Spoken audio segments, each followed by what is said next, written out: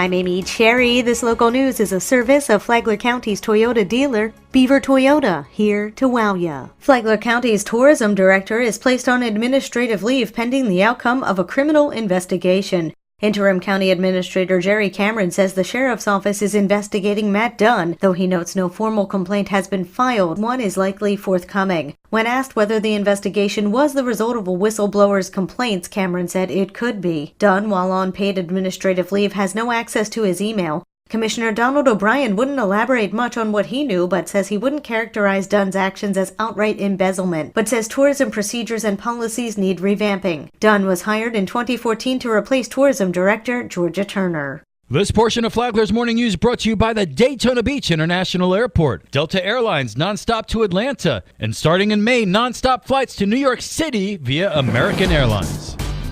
It's still doing circles.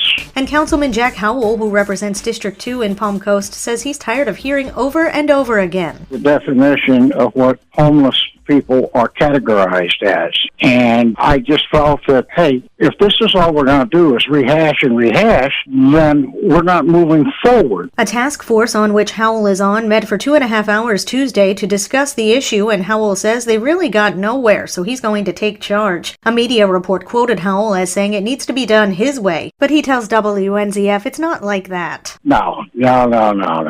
It's not done my way. It's a collaborative effort. But somebody has to take charge. I have been trained as a leader, and I saw that I needed to step in and maybe give some direction and push so that we can get out of that circle and start moving forward. Howell says he wants the task force to define its mission. He was also a proponent of new monthly outreach events at the Palm Coast branch of the Flagler County Library to help the population of the homeless who are living in the woods just west of the library. It would be easier to centralize these services. We have to work together and get these services that would make sense. Everything you need is right here, so we'll help you. Meantime, Library Director Holly Albanese wants to hold a town hall on homelessness.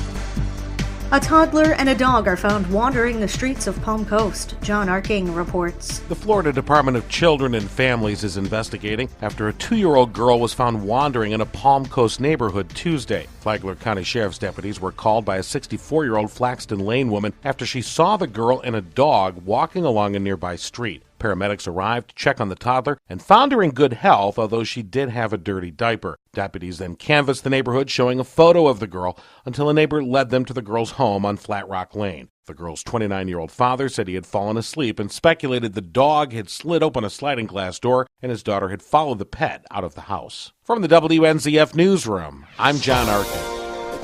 Yesterday, we told you about 60 new apartments coming to Town Center in Palm Coast. Today, Toby Tobin and Walker Douglas will talk about new apartments east of the movie theater. Probably seen the dirt moving east of the movie theater, anticipating a few hundred apartments. They've all been approved. We've approved some of the architectural stuff that we've looked at. We're excited about what's going to go up there. Douglas said there'd be a mix of tenants in those apartments. There's a sort of age-restricted component to it. There's a family component to it. And I think there's a workforce as well. Toby Tobin said that with the multifamily units that are coming into Palm Coast, the density of people could bring more commerce to the city. You can hear Real Estate Matters on Saturday mornings at 11 on WNZF. You can also hear the full interview on the podcast available at WNZF.com. From the WNZF Newsroom, I'm Deb Albertson. And now you're up to date on Flagler's Morning News. I'm Amy Cherry.